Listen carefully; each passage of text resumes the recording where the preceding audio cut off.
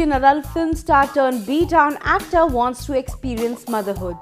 Sunny Leon's sexy image no doubt precedes her individuality.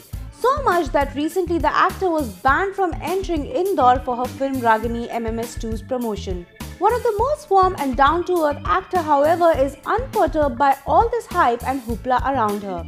In fact, Sunny is busy nurturing her first baby already. Now. Before you let your thoughts run helter-skelter, let's get to the point.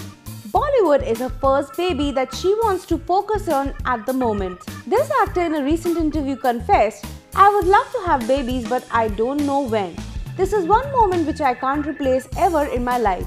This is the best phase of my life and my focus is on Bollywood. If I have a baby, then great. But I can't predict the future." Sunny, who is married to Daniel Webber, says the choice of working post-motherhood depends on an individual. She said she's married now and maybe she will have kids and continue with her work even after that. She said, "We are in 2014, it's an individual experience, individual decision to work after having a baby. Well, we bet Sunny will make a yummy mummy indeed." Well, baby or no baby, we bet Sunny will make a yummy mummy indeed.